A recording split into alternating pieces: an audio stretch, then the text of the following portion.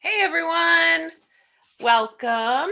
I know I'm a couple minutes early, so I figured we could just chitty chat until everything starts. So how's everyone's CoCoVid going?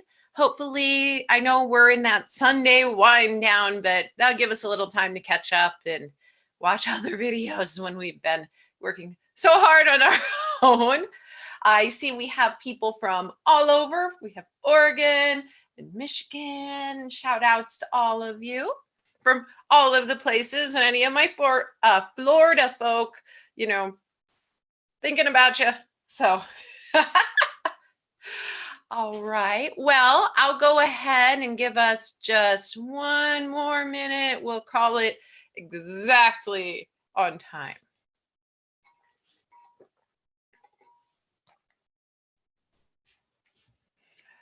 Hello from Montreal, Virginia, Norway. Wow. We got a little bit of people from everywhere. This is so fun. All right. Well, I think it's almost time. I see a lot of people coming in. Give them a few more minutes. From Germany, Europe. Yeah, everybody's having fun and learning so much. Hello from Scotland and from Texas, Toronto, Nevada. We have Portland. Wow. we have everybody. All right. Well, I want to welcome you all to my channel. My name is Ariana Bauer, and I run Cosplay Sewing School.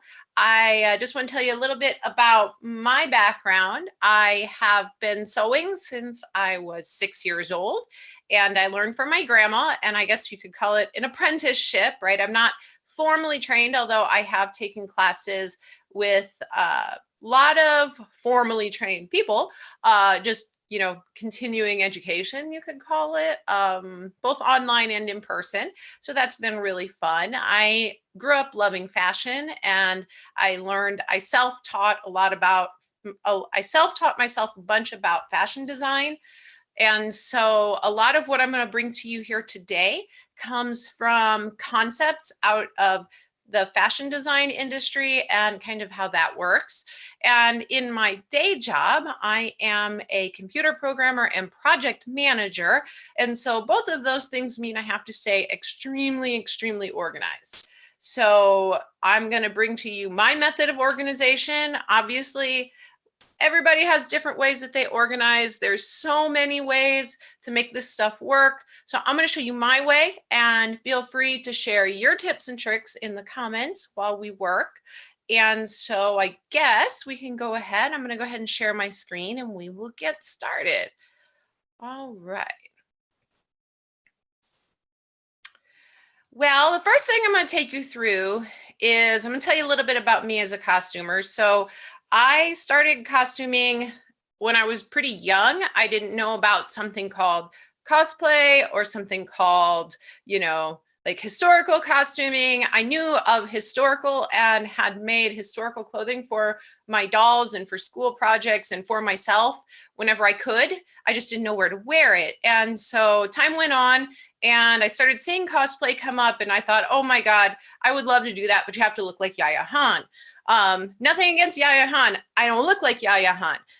And so I thought you had to have that like very specific body shape in order to be a successful cosplayer. I learned I was so wrong. So my kids wanted to go to this anime convention in St. Louis. We live right outside of St. Louis, Missouri. And I thought, okay, we'll go. They were like, I think 8 and 10 at the time. And there was a costume contest. And I thought, oh, that's neat. Costume contests sound cool. Went in, saw the whole concept of cosplay. I started seeing people all around me of every age, gender, body type cosplaying. And I said, this is it. This is my thing. I found my thing. So by that time next year, my kids and I had competition level costumes. And then I learned about something in competition called documentation, which I didn't know about until like 3 days before the contest, where I went nuts looking through my phone, finding anything I had written down, and basically like a teenager doing a project the night before, scavenged together some form of documentation and vowed never to do that again, because I was up till like 2 a.m., not just finishing on costumes, but actually building that documentation. Come to find out, your documentation is a good portion of your score as well. So yeah, that became a thing. So the next costume I made, I started documenting. And what did I find? Well, 3-ring binders worked for me in school. Let's try some of that. So I started popping everything into a 3-ring binder.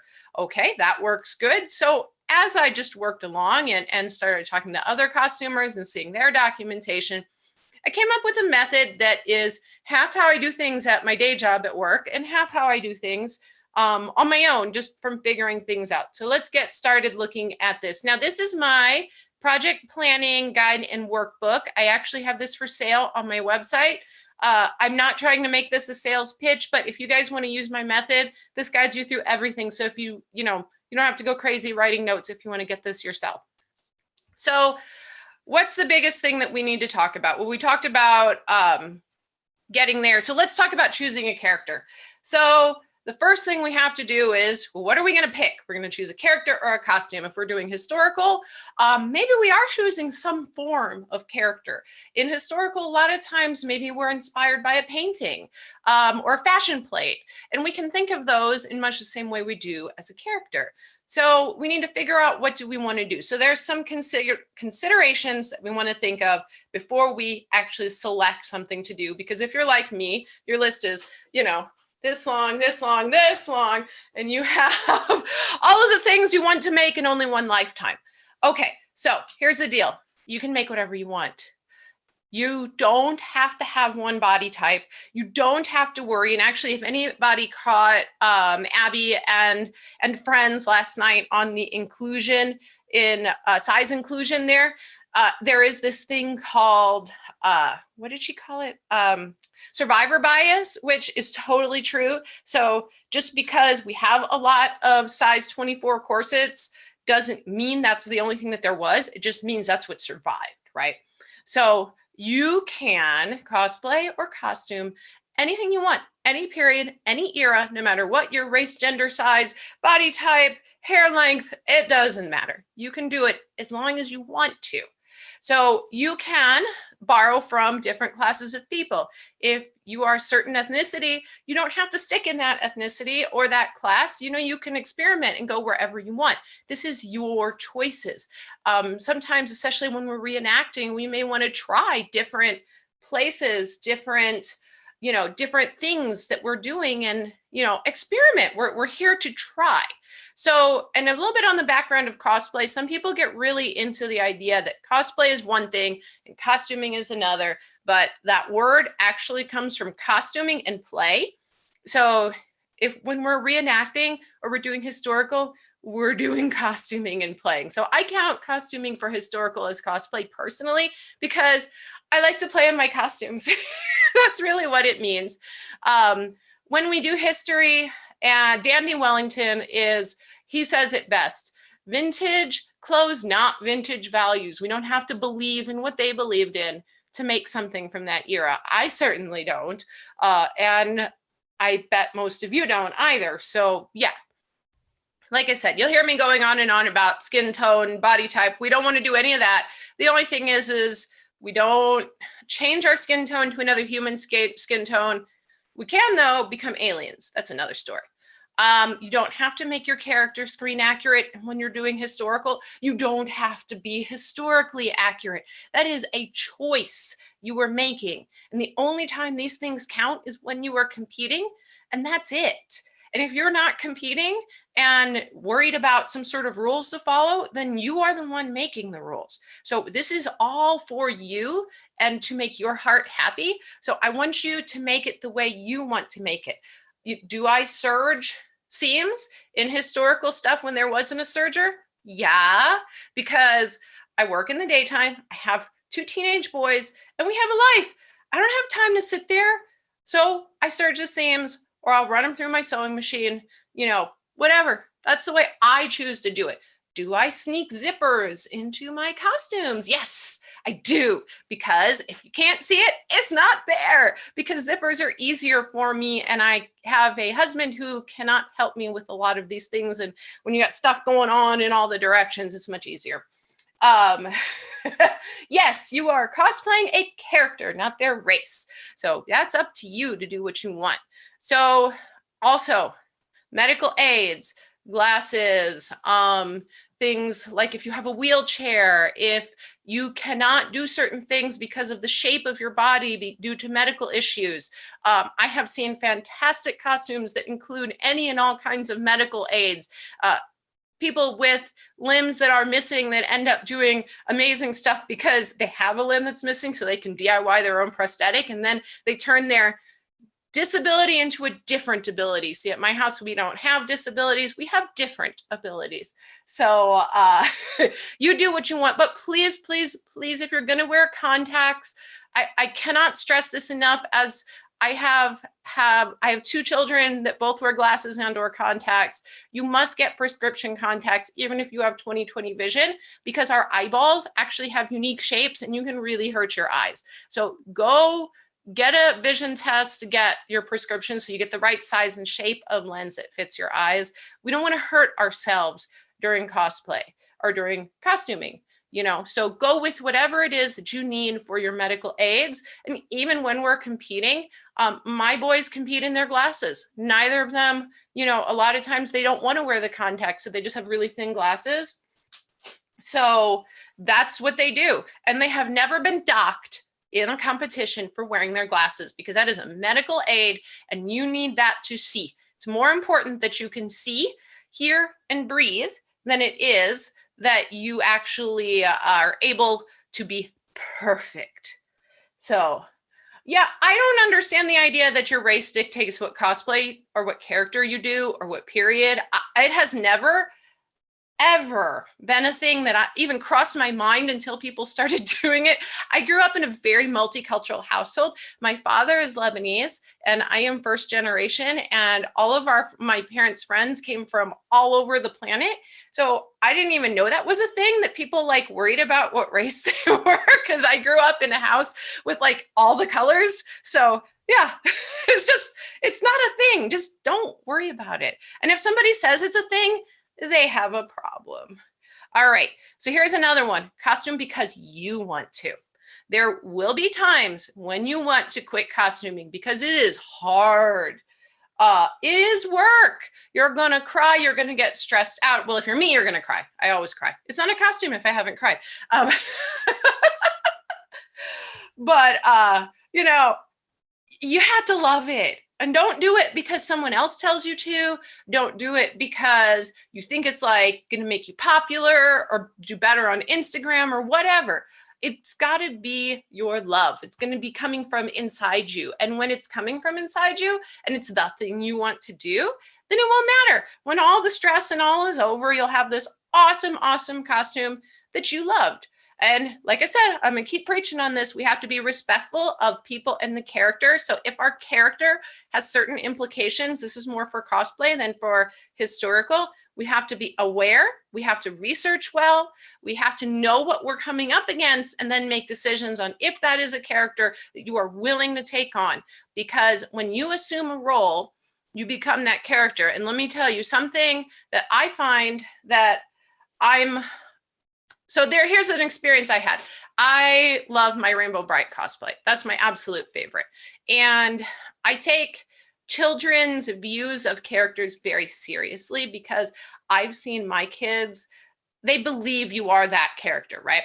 This is another reason why I haven't done any princesses yet, because I'm not sure my personality is going to rank up to being a Disney princess, So I was in a hallway and I was getting some coffee and I was nowhere close. I was actually way off on the side in the hotel. And I hear these 2 little voices going, Rainbow, Rainbow Bright. They're like, knee highers. And no matter how tired you are, I had to go right back in the character and smile and be Rainbow Bright in that moment, because to them I was Rainbow Bright, so like we need to understand our character and what we're doing, especially because that can have implications to people. They can feel intensely when you are in costume because there's this level of believability And it's especially high for children and for people who have certain disabilities. There's this true belief of you are not in costume, you are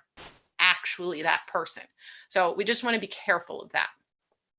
So, all right. So first thing, keep an idea notebook. So one of the things that I do, I used to keep a little notebook, like just a little tiny, where's my little tiny notebook? See, little tiny notebook, and I keep it in my purse or my backpack. Then I lost it, and then I got sad. So I started using Evernote because I could do all sorts of things in Evernote, but Evernote has both a free and a paid. And personally, that's the thing that has worked best for me. But every time I get an idea, I pop it in there. It's a 1 minute thing. So what happens when and there is a lot of psychological proof behind this, when we write it down, we actually get it out of our mind. So it's literally like, like in Harry Potter, like, and we put it in there, and we get it out of our brain. So it can leave us alone so we can stay focused on finishing a project. So I don't know about you, but I have always too many projects happening in the line, and I need to get things done so that I can actually wear them and like use them. So that's what I do. So you can use Evernote, you can use Pinterest, you can use any app, but the idea is you're watching a TV show, you're sitting there, on the couch, and it's 11:30 at night, and you're like, oh, I'd love to do that character. Pop it in wherever it is, save it for later, file it away. You can come back to it whenever you finish your current costume. So now we've got some characters, we have a costume list. So what I usually do is when I do that, because I always get a little bit of the blues when I finish a costume anyway, because I'm like, what am I going to do with my life? I've been working on this costume 10 hours a day for 6 weeks plus. What am I going to do? Okay, so what I do is I go to my little notebook and I start looking, and I at least find some ideas, right? So in my mind, 2 to 5 ideas. 5 is like the maximum your brain can like comprehend when we're trying to narrow down. At least that's what I found in my brain. I have an ADHD brain, so I have to give it focus. I have to funnel. I can't just make things happen. So here's the next step. What I do, I make an idea board. So in fashion design, we make mood boards. In all sorts of design, they make mood boards. So a mood board is nothing more than we've got some pictures and things, and we're going to put them all together and like see how they feel, and they go up against each other. So some ideas for making mood boards. Now I like to make mine on paper because it makes it feel more real. You can make them digitally. It's just, this is how I do it. So you can print images or take screenshots. I like to cut apart my images just so that I don't have any distractions, because there might be people in the background and I might just be looking at this little bit of that picture. So, that's what I do. So then I'll make an idea board for each of those characters. You can toss that idea board back into your notebook or your 3-ring binder, whatever you're doing to keep it, your trapper keeper. If you're old school like me, you have stuff like trapper keeper still. You can tell what year I was born. All right. And so you find images of your costume. Okay, so I'm going to show you an idea board for a project that is my next coming down the line. So actually, let's go. Here it is. Here's my idea board. So this is for my Edwardian Captain America. So I love Marvel, and I've always wanted to do a Marvel mashup. My thing that I always do is mashups. I very seldom do a screen accurate or historically accurate anything, because I like to play. So my husband was watching another Captain America. I'm sewing and I'm thinking, hey, I could do an Edwardian cap. That could be cool. So I'm thinking and I'm looking through my books, and well, sure enough, look here, I found this in one of my books and I have the pattern for it and everything. And I'm like, that looks a lot like Cap. It's a sporty attire too. So historically, this would be an outfit we could play golf in, or do whatever. Yeah, no, it's never fancy. This is just, like I said, I literally did this with my scissors and tape. So, so I started playing around with ideas. Well, I knew I wanted to do, I haven't done a ribbon corset, and the ribbon corsets are what are sport corsets. So I'm like, I'm going to do a ribbon corset because with each costume I do, I try and make something I've never made before, even if it's just one piece of the costume. And I thought, oh, this middle part here, that could be the belt. And I have the American Duchess shoes, but can I make some boot covers for those to make them red or do red ones? So I kind of work it through here. So that's my idea board. So yes, shield umbrella. You saw it right there, the shield parasol. I'm like, shield. Because like I said, I'm doing this to play. So, all right. So now we have to narrow down your ideas. All right. Here's how I narrow down my ideas. And usually if you ask yourself these questions, you can pretty quickly tell what you can do. How much time do you have? Like really, how much time do you have? Because whatever time you think it's going to take, let's say it takes a week. You think it's going to take 3 months, right? No, it's not going to take 3 months. It's going to take 3 months plus, because I have yet to meet a costumer that can honestly say that they know exactly how long everything they do takes. Plus, everything will go wrong, because it will, because at least something will go wrong. It's how costumes work, right? Like it's gonna go wrong, right? So put away anything that there's absolutely no way that you can get away with doing in this set amount of time. And back when we were going to cons, this was more important.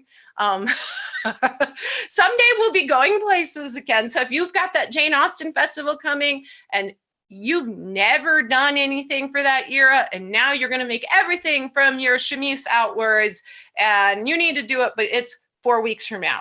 It's probably not going to happen. Okay. So you got to tell yourself, is this really going to happen? Okay. Next thing. Do you love it? No, I mean like, do you love it? Because it's going to make you cry. It's going to make you hurt, and it's going to make you scream. So if you don't love it, throw it away for right now till you love it more. If you're going to buy something, or whether it's the whole costume or parts, you have to take into account shipping times and your budget. Can you do this? And anything that you can't buy within your budget, and please, please, please, please don't ask a commissioner for like, oh, it's 4 weeks before my event. Can I have something head to toe, custom made in my size? And by the way, I only have $300. No, please don't do that to commissioners. That's not fair to them. And yeah, it's not fair to you. So don't ask them that. And even if they say yes, that means they're killing themselves to do it, because no, it's not. Just so be kind and give time. Okay. So that's that. Do you want to compete? And if you want to compete, this is where things go really different. If you're going to compete, then you have to do extra stuff. You have to do extra documentation. You have to decide, is this at my level? So for instance, I usually compete as a master's. I need to make sure this is a competitive costume if I honestly want to win. Now, if I don't care if I win, that's another story, but that's not me. I always care if I win. Can you do this in your budget? Okay, here's the deal. I have yet to do a costume that costs less than $300 minimum. Like that's me, because I use high-end materials, and that's how I do stuff. Now, you may be budgeting, and that's fine, but set yourself a budget up front. Figure out what you can actually afford, because you're going to go over on that, but at least it gives you a starting point. A lot of people, they think, oh, I can make this for $50. And you can't make it for $50. So now's the time to do a little research, just some Googling and things, and try and figure out what, you can do, what's in that budget, right? Do you have the skills to make the costume? If you have never made a corset before, and you've only sewn 2 items, and one was a little skirt, another one was a loose blouse, are you really going to know how to do this corset in 3 weeks when your costume is due? So I'm not saying don't go for the stars, but have the time to go for the stars. If you don't have the time, you will not be happy with what you've made. You'll feel bad about yourself. You'll feel all the things, so that just give yourself room to breathe. Okay. So, and another thing is, how long do you need to be in this costume?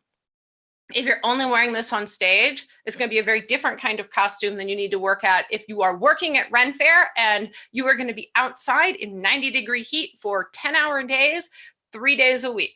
That's a different costume altogether. So think about that things, you know, all that kind of stuff. So is your face covered?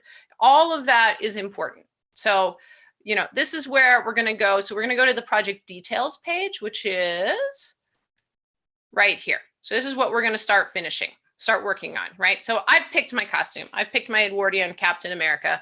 I don't have an event to go to because let's just face it, there aren't any events to go to. So I haven't given myself a start date or a finish date yet, or a date of event or name of event. I'll fill it in later someday when we go to events again. So I just kind of like gave myself some room to fill in things, you know, is this going to be an OC? You hear the term OC in the cosplay arena, that's original character or original costume. So, you know, that's kind of thing. Do you plan to wear it? Is it for competition? Will you need a helper or handler? That's especially for the big costumes. If you guys have ever seen, like my husband has done a full-on 8.5 foot tall Warhammer 40K build, you know, that's just that he needs a helper. He cannot move without a helper. So it's just the way it goes.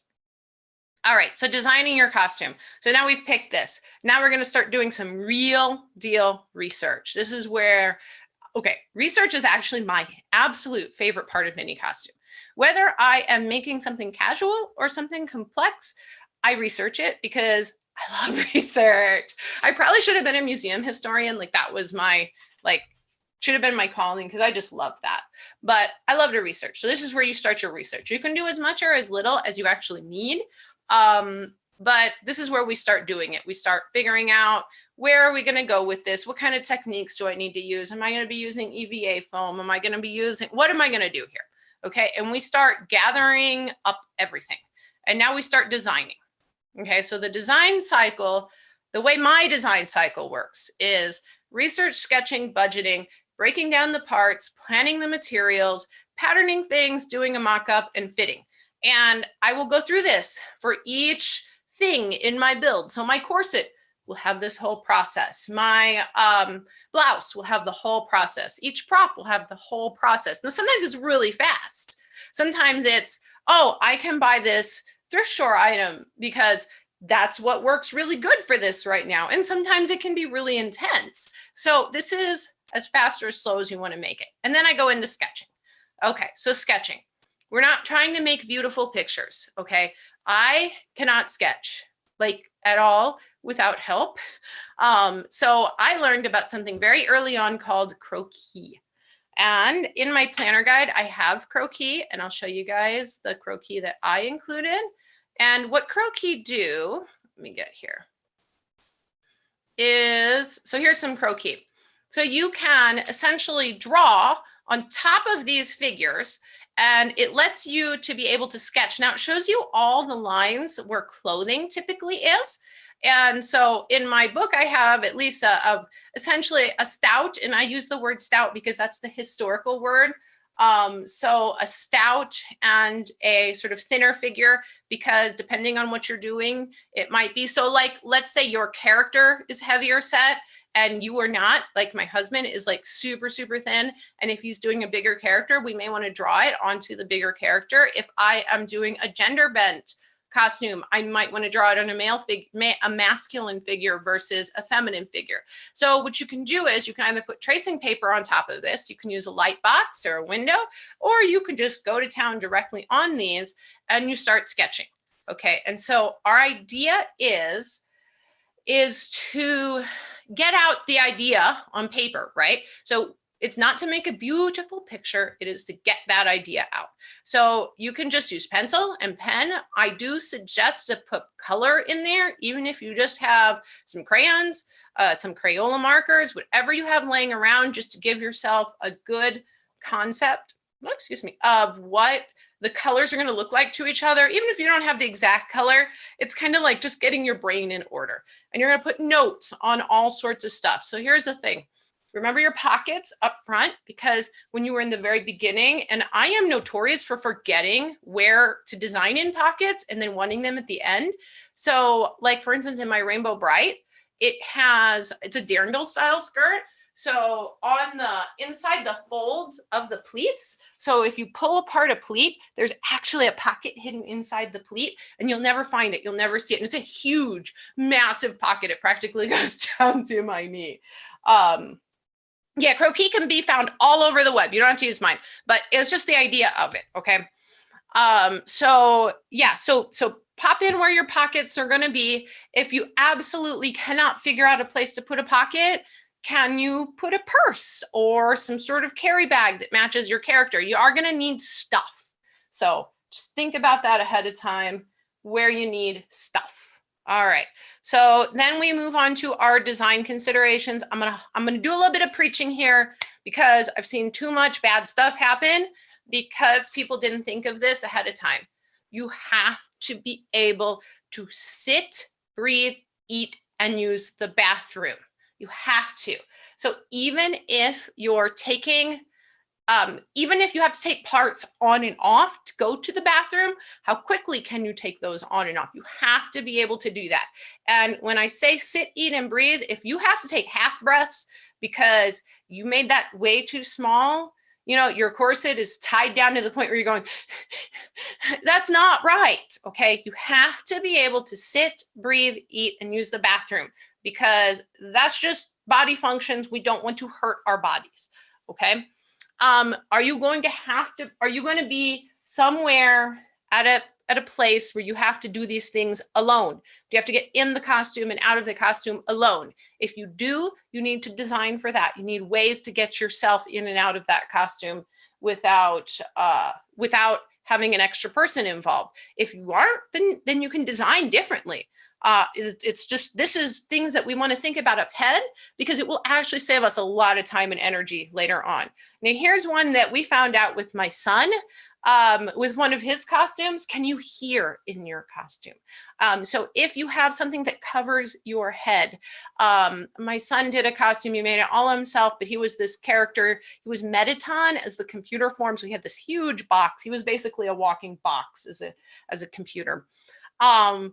And he couldn't hear. So people would say things like, excuse me, or you're stepping on me, or you're running into me. He couldn't hear a word. So you need to think about, can you hear? Can you speak or communicate if you are feeling sick, if you need someone to move, if you need someone to not touch you? Can you get your voice out of the costume? And these are more important on the big cosplay builds, but still, you have to be able to do these things. And if you can't find a way to do it with a hole, then you need a speaker, or you need a something, unless you know sign language and people can help you. How will you avoid getting overheated or too cold? So if you are in these costumes, a lot of times you are going to get hot. There's a lot of people. If we are in historical gear and we have on a lot of clothing that we are not used to wearing, and we have not planned appropriate materials for the being hot, you need to deal with that. If you are feeling hot, you need to be able to, oh, here comes eat and breathe. You have to be able to get water down your body for when you're hot. Are you going to be too cold? So a lot of these really skin bearing costumes, you see the girls like, like figure out a way to cover yourself that augments your costume. Yeah, I see some stories coming in. Yeah, can you tell specifically where your pieces are so you don't hurt people? Oh yeah, that's another one that's in there. So how will you keep everything attached to your body? Do you need any electronics? Because you're gonna have to hide battery packs and all sorts of extra wires and bits and bobbles. Do you need to wear complicated footwear or high heels? So this is another important one. Do you have to go up and down stairs in said footwear? So my youngest did a Big Daddy. He did a Subject Delta Big Daddy. We had him in shoes that rose him up 6+ inches. There was no way he could have navigated a stair in those shoes. So we had to know that ahead of time and plan how we were going to move around the venue without being able to use stairs. So these are things. And if you've never worn high heels before and you are not used to it, then you need to start practicing more than the night before that event, because that is just no. And break your shoes in for real. Break them in, because that's a thing. All right. Do you want to do anything to that character based on modesty? You know, I see like Kamui Cosplay has some great videos on creating fake boobs. So those costumes where it looks like the boobs are like all out, they're not really all out. So you don't have to be all out if you don't want to be. You can hide body parts. So just think of it ahead of time. Doesn't mean you can't do the character. It just means you do the character a wee bit different. For instance, I don't like to bare my stomach. I've had kids. I have things. I have stretch marks, and I don't do stomach bearing costumes. I will alter characters and costumes to cover my stomach. That's just how it rolls. And you know what? It still reads just fine. So think about undergarments and understructures. When we're doing historical, the historical undergarments make the silhouette. You cannot do a Tudor era anything without all the under things to make the silhouette. You can't do, that's what they are. So you might have to do some things to do the historically accurate silhouette, right? You'll need, if you're doing bustle era, obviously you got to have something going on to get that booty that big. So think about that now, because that's going to be something that you have to plan for. And since everything sits on top of that, you have to do it first anyway. And then another thing is weight. And this goes for both historical and for cosplay, okay? We don't realize how heavy things get. So for instance, my wedding dress was heavily beaded. Now I've worn really big gowns and very heavy stuff, but let me tell you, by the end of the night, that costume weighed 10 times, or that dress weighed 10 times more than it did in the morning. So we just need to understand when we have things that weigh, whatever it weighs now, when you try it on for 5 minutes to go, oh, it's not too bad, it will weigh 100 times more after you've been wearing it for 10 hours. So, you know, this goes with long capes, with all of these things, and you have to think, where is the weight sitting on your body? Is it distributed? So think about that, because it's better to think ahead of time and to lighten up something just because in the design process than it is to have made the whole thing, wear it once and realize that you'll never wear this again because it's just too heavy. So that's good. All right. So screen accurate or historically accurate in competition. This is where we can't do as many changes. So when we are competing, we may have, and we're calling it screen accurate. Now, this is your choice to call it screen accurate. But when we're calling something screen accurate or historically accurate, now I have actually competed in cosplay competitions in historical, and you have to have the research and the things to back it up. So you just need to give yourself a little more time and work for that. So otherwise, if you don't want to do historically accurate or screen accurate, just don't. You don't have to do that. Anything at all. All right. So I'm going to go over here and show you guys a little bit more. So this, by the way, is how my final cap is going to look. So let me tell you how I went from this to this. I actually just took some tracing paper over here, traced all the outline from this cute little historical image and started marking this up. Left myself a few things. Note to self, gel pen on top of Scotch tape, kind of like rubs. So don't do that. And then wrote myself some notes because that's what I was doing. So, you know, here's our things. And then some of the rest of what's in here, we have our budget planner, and we'll come into that in just a second. But yeah. So that's our guides, okay? So now we're going to start breaking things down. So I have what I call parts detail sheets and then your parts master list. So right now is when I would start breaking down what all the parts of my thing is. So here's all the parts. I need a camise, I need drawers, I need a corset with suspenders, a bum pad, stockings, boots, petticoat, shirtwaist dress, gloves, belt, parasol, hat, wigs, and hat pins.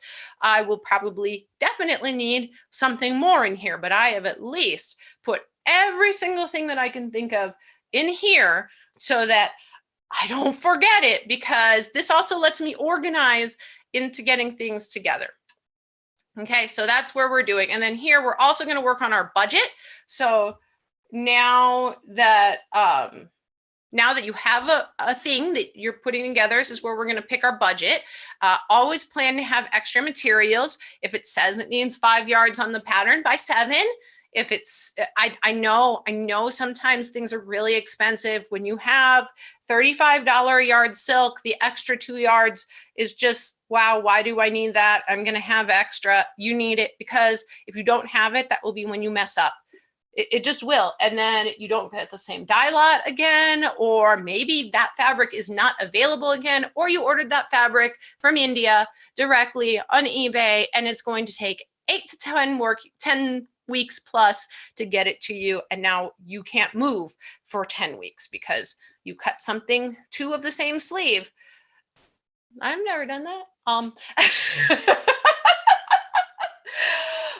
Yeah, so just know whatever it is, whether it's foam, whether it's fabric, whatever it is, order extra, have extra glue, all the things. And also don't forget that even though you had those items at home, so think of this like when you do a business, okay? So if I'm doing a commission for someone, I have to take into account all of the thread, the needles, the glue, all the little bits, the wear and tear on my sewing machine. So we're thinking about all of that in our budgeting. So then I write up my budget master list here and I put in all my stuff that I think I need. I know there's going to be more than what I need. I know that I got my cotton lawn fabric. I buy bolts of it actually at Dharma Trading. I ordered some mulberry silk from a place called SLV Silks, and I know it's $15 a yard. I actually ordered enough for several costumes, so I'm going to see how much this costume needs once I mock it up. And then I just kind of wrote out as much as I could think of here. I'll do several of these pages and I'll start breaking things down as I actually do the costume and get into each of the parts. But that's at least it's a starting point.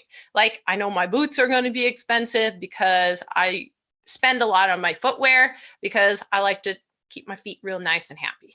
All right, so planning our materials. So now once we start going, we're going to start planning into our materials.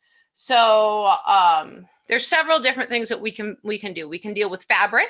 And when we are getting fabric, we want to swatch our fabric first if you can. So a swatch is when you order from a company, just a little square of the fabric and they send it to you. And sometimes they cost a wee bit of money, like a couple of bucks, you know, or you just pay shipping or whatever. But it is never, ever bad to swatch your projects. Now, especially if you're building off of a color. For instance, the silk that I am going to be using, that's the majority of that skirt, I'm going to dye myself. So what I'm going to do is use the swatch of my dyed fabric to match off everything else that I do. So when I get other swatches of other things, then I can match sheen and I can match drape and I can match all of the things. So, you know, it's really important if you can to swatch. And so that will help you big time. And the more swatches you get, so like a lot of times if I don't know what a fabric is, especially if they're free, I will get swatches of stuff even when I'm not doing a certain project. And then I keep a big, like I actually have bins and like I have stacks of binders and things with swatches in it. So if I need a certain material and I'm like, what would be good for that? I'll just start going through and say, oh, the drape for this is neat. I forgot all about how shantung looks, you know, like that wasn't even in my mind. And it's actually just fun to play with all the pretties. So I just like to play with all the pretties. So also research your non-fabric materials. If you're going to be using things like Warbler or Foss Shape or any of those things, a lot of those vendors also sell sample packs. And, you know, you may have to buy them, but they will save you a ton of money if you get the material and you're like, this is not going to work. And I don't know how many times I've bought in a sample and looked at it and gone, nope, that's not what I thought it was, and then moved on. So another thing that we can do is we can swatch our paint colors. We can just make different sets and swatch, just like at Home Depot, swatch your own paint colors. So essentially if you're trying to match paint colors similar to a fabric color, things like that, so you can swatch all of those. And in the planner, I actually have some sheets for you here where you can put your materials. So here's where you can put your materials with a swatch sample and write down what vendor it was, where you purchased it, how much you used, how much you spent, and where you've used it. So, you know, this will help you keep, because I don't know how many times I've used something on one project like 3 or 4 years ago and came back and wondered, I wish I could get that stuff again. I wonder where I got that from. And then I'm goofing through my email for 2 hours trying to figure out what it was even named. So, you know, in here, there's just some helper things, some swatch sheets and paint swatches, all that kind of stuff. So you don't have to use those. I just want to give you guys the idea of, you know, so even if you're doing your own notebooks, this is just ways to keep yourself from going insane. All right, so here we are to selecting patterns. So some of you know how to select patterns. Here's the deal. There is no shame ever in buying a pattern, because I don't reinvent the wheel. Why would I draft something if I found something exactly perfect that already worked? So that pattern that, you know, the little thing that you saw, that came out of a book called The Edwardian Modiste. It has a pattern already in it, albeit I have to draft it. There's drafting instructions, but still, I'm going to use it as is because it works for me. So start with what you have available to you, especially if you're not exactly certain how things should look. So when you're doing historical and you don't know what the silhouette should necessarily look like, you know, start with those red threaded Regency stays, because you know, everybody out there says they're good, they work, they're the right shape, you know, so start with what actually is available and then modify from there if you can find it.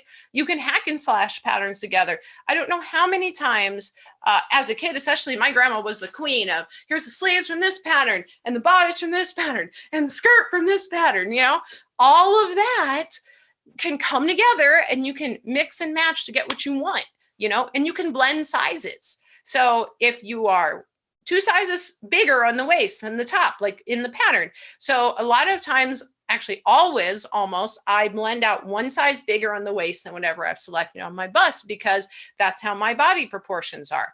You can't expect a pattern to fit you just because it was drafted. They draft for certain measurements. And if you're not those certain measurements, just like with clothing stores, you're not going to fit in it out of the box. But the thing is when we're learning to sew, that's part of our job, is to learn how to make things fit us. Our body is never bad.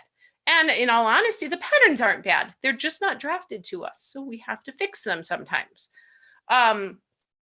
Also, use the measurements on the back of the pattern envelope. So if you are not familiar, if this is your first time or you're really just getting into sewing, you need to look at the waist, bust, hip measurements, depending on what the item is. And don't go by those size numbers. Those are not retail clothing size numbers. They're nowhere close to retail clothing size numbers. So don't trust those numbers. And then on top of it, even once you've selected a size there, measure your pattern.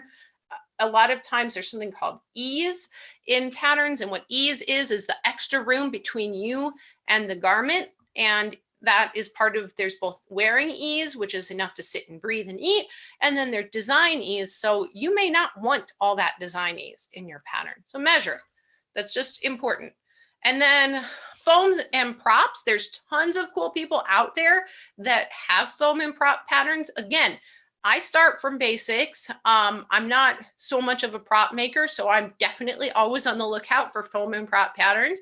And if you watched my Sewing with Foam, I said there, you can actually modify sewing patterns to work as foam patterns. So that works. And then this is where you start doing your parts breakdown. So what I do is for each of my parts, I make a detail sheet and I start putting in here, what am I going to use? Well, I know for my petticoat, and never mind my terrible spelling, because this is for me, I'm going to make my petticoat a little shorter because I want to be able to move in it. It's going to be an Edwardian style. I'm definitely going to be using cotton lawn, twill tape, some lace. I can start filling in here as I go with some reference images. So that's definitely something that I start making one of these sheets for each thing that I'm making. And yes, in a big build, you'll have a lot of sheets, but you will love yourself later, especially if you are competing, because all of this is for the judges too. And all of this is for you, because your brain no longer has to hold this inside. It's now on the paper, leaving you to think about what it is you want to do in your costume.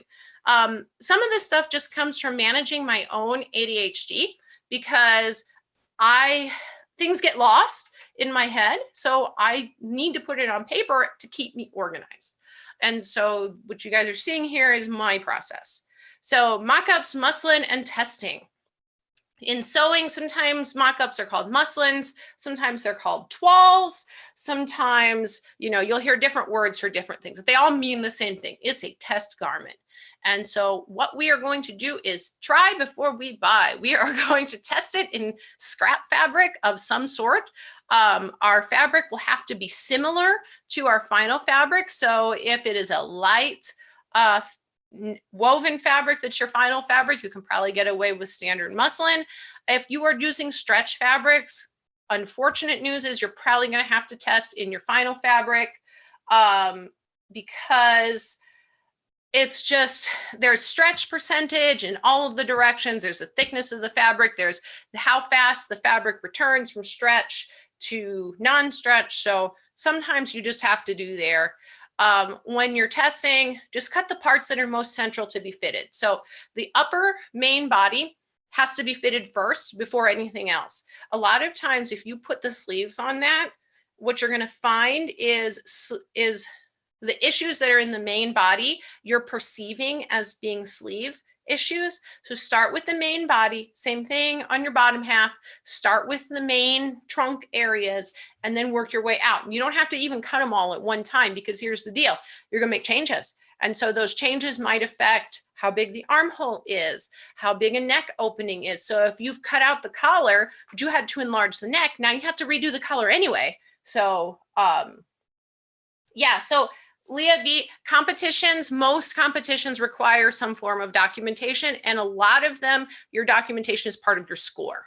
So also permanently mark your grain, your center front, your center back, any areas like your bust level, your waist level, your hip level, mark that muslin up, mark that mock-up up with, I usually use gel pens or something on woven fabrics. Mark it up as much as you can because you're treating this essentially like a paper pattern, but made out of fabric. So mark it up. Leave really big seam allowances while you're putting it on yourself because if you have to enlarge, you want space. Mark your seam lines. Now, in this case, we're not worried about what the seam line, where we would sew without. So what you have to do is, let's say there's 5/8 inch seam allowance. We're getting rid of that. And we're putting on our own seam allowance. We're doing all this from the beginning. So this is something that actually comes from the couture world where we're worrying about, we're worrying about how to, sorry, I got distracted there in the chat. we're focusing on the actual parts that fit on our body, and the seam allowances are just there as a utility to us.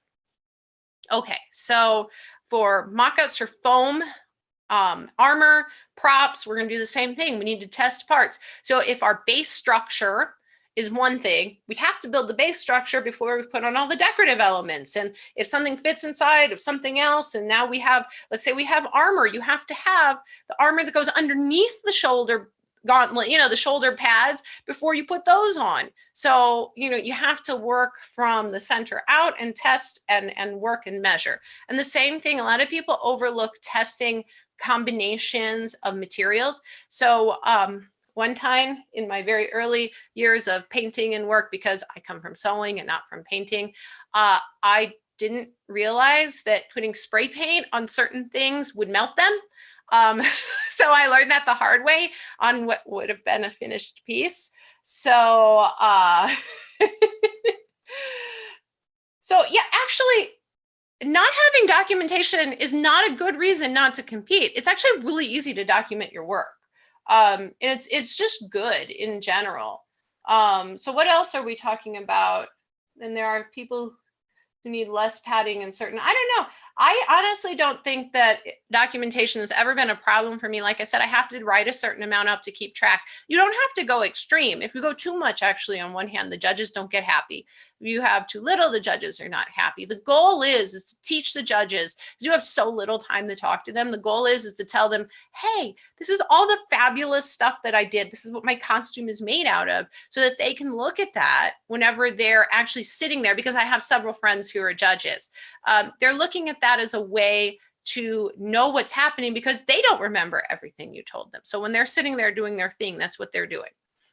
All right. So anyway, test all of your things with each other. So get a scrap piece of that foam you cut off and put your paint or your sealer on top of it, and then put your sealer on top of that paint and see how it looks so that you don't ruin a finished piece like I did and have to start all over 3 days before the event because you spray painted on something that melted with spray paint.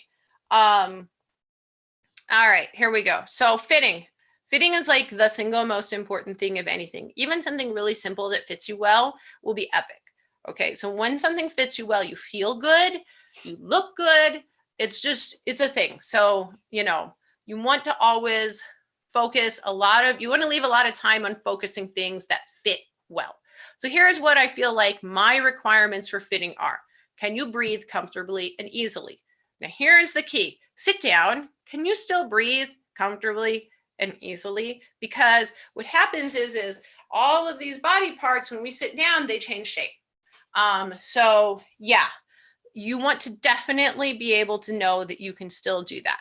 So is there room for human functioning? So obviously in some costumes, we're not going to be able to go like this, and be SpongeBob, but within reason, can you move your arm? Because if all your limited motion is like, like your little robot thing and you can just move your forearms, you're going to hurt, I promise.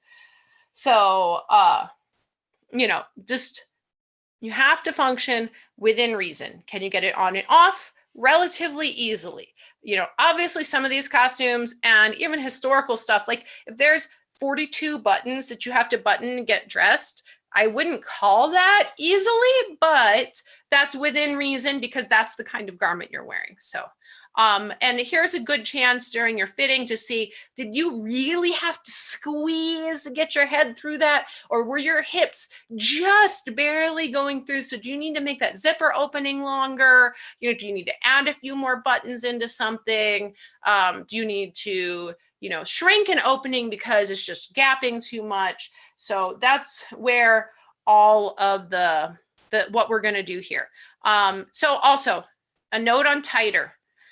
Tighter does not mean better. So if it should fit snug and close to the body, like in the case of Victorian, then you want to fit it snug and close to the body. But there is a certain point where you just look sausaged in and it actually doesn't make the effect of making you look better. It actually makes you look worse. So you want to make sure that you have fit that within reason so that you feel good and look good.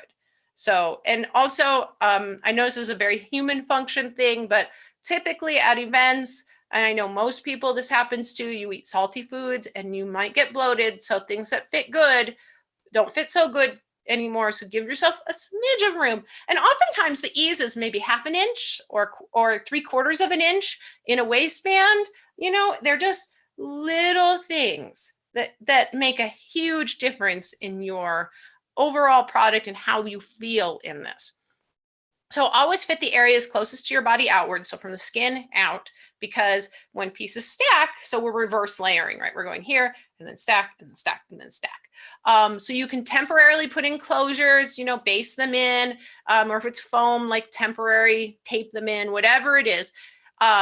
Select whatever you're doing to your bust, select it up on top first. So a story I have is actually one of a client I had for a dress, a wedding dress. I was helping her get dressed because she's a family friend, and she was, getting that we had fit everything with one bra. Well, her sisters wanted her to wear a push-up bra. So literally we're like 2 hours to the event. I'm trying to get her in and I'm pulling and I'm like, why is this not fitting? It fit 2 days ago. And I look at her and I said, do you have on a different bra? And she looks and I said, you did not change your bra. Well, darn it. We really had to shove and go like crazy to get that in because she hadn't brought the other bra. So make sure that you have selected whatever kind of business you're going to put underneath all of it, whether it's shapewear. And for guys too, it doesn't matter if you're a girl or a guy, like whatever your body shape is, if you're going to change it somehow, with any sort of alterations, whether you're making a character that has a hunchback, and you have to do that first because all your other things fit on top of it. And I mark on my mock-ups. So I literally will be like, when I'm wearing it, especially with self-fitting, this helps. Like I'll draw a line and then I'll pinch out and I'll like get the little marker and kind of put it there. And because even if I can't pin it, I can oftentimes just hold a marker and just kind of, you know, do all that. And by the way, anybody who's coming in late, I do sell this book. It's on my website. I'll show you. It's a cosplaysewing.school.com. So, you know, you can get this to have yourself. So then once you have your fitted mock-up, you want to copy it back to the paper. You cannot trust that fabric stays its shape forever. And if you've done a lot of cutting and pasting and all sorts of weirdness, copy it off to a new one. It will just save you a lot of drama later on. All right, now we're getting towards the end. So we want to get our costume to the event. We want to think about how we are going to transport our costume.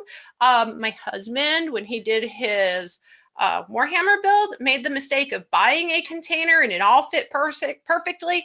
And it was 3 inches too big to fit in the car. We had to go to Walmart at 11 o'clock at night before our competition to get some sort of new container that actually fit in the car, because when he put it in, it wasn't the same car we were in. So yeah, test and make sure. If you're flying, you want to make sure that whatever you've got it in meets any regulations of the airline, TSA, all that good stuff. Wrap all your parts. Extra cheap fabric like sheets from Goodwill or thrift shops are great. Painted objects, when they rub on each other, that's your worst situation for losing paint or paint rubbing off onto something else, or dye from one thing going off into another. So you can use paint. Sometimes I use wax paper. You can use archival tissue paper, whatever it is. You want to pack each of those items so they don't really touch each other. Okay, so I put heavily styled wigs on wig heads, and so those will stay in their space. Like my Rainbow Bright has this crazy ponytail and this big kind of like curly front thing. So that goes on. And what I do is I have that Velcro into the box. So when I'm at the event, I have like a little clamp on wig stand. I can take that out and then I can do any prep work to her. Make an emergency first aid kit for anything that you have. So that is paint swatch, like some extra paint. So I get those little paint containers you can get. And so put a little bit of paint, some thread that's the correct colors, whatever you need that you used in your costume, think ahead, any glues, anything, pop a little first aid kit. And then I put that with each costume if I'm taking multiple costumes, so I remember which one goes to where. And if you are transporting weapons, you need to make sure that your prop weapons, especially if they look like real weapons, are inside of something and hidden from view. People who don't understand or don't know might be freaked out. So, all right. And then documenting for competition. We talked a little bit about that. All right. So then I am going to go ahead and we're going to get our badge up here. And let me open that. Then does anybody else have any other questions? Because we are nearing the end of the time. So due to the fact that, you know, this is kind of like deep insider information, so I will keep this up probably for another couple days. And then I'll probably bring this video down and put up a different video with some of these tips and tricks. So, and if you are doing the badge game, here is your time for your badge.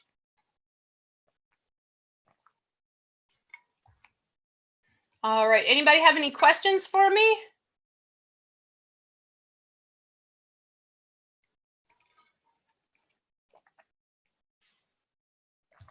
Or comments?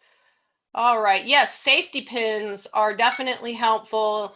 Duct tape is a savior of all. Duct tape is a costumer's best friend. How do I account for shipping and budgeting? Well, that's something I have to think of up front is, so I leave a little extra space. So like in my $300 budget, like I know that a lot of the suppliers I have do give free shipping when you order a certain amount. So I'll take that into account. And I might leave 50 or 75 bucks. Now it's more difficult because shipping is costing more. So yeah. But, oh, when you order for multiple items, well, I'll divide it amongst the various costumes, or I'll make one costume take the hit and then not charge shipping for the other costume. There's different ways to do it. Oh yeah, don't forget your makeup. I put my makeup with each costume if it's special makeup. Otherwise, if it's just my normal makeup, then I will just have that. How do you present? So I have everything in a 3-ring binder that I will deliver. Now, some competitions, like Dragon Con, for instance, will ask you to give it to them digitally. So I will scan it. I always scan my stuff as a backup just because, you know, anytime you have things, it's nice to have a backup. Oh, I do keep track of failed attempts. I have some crazy big sheets of area where, okay, so one time I was trying to figure out which fabric paint would be the softest. So I actually have a little like shoe size box with marking of all the different fabric paints. So if I wanted to go back to it, I could figure out which fabric paint was the softest, and I made them big enough so I washed all the samples and things to see.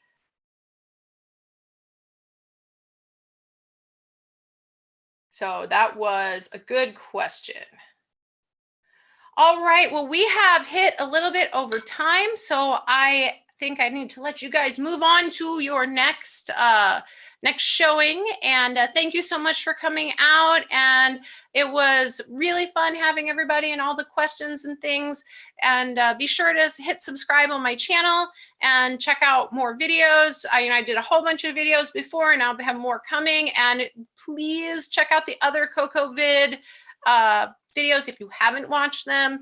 There is a link down in the below for the schedule where there's things you can get to. So thank you all so much for coming, and I hope you enjoyed. Bye.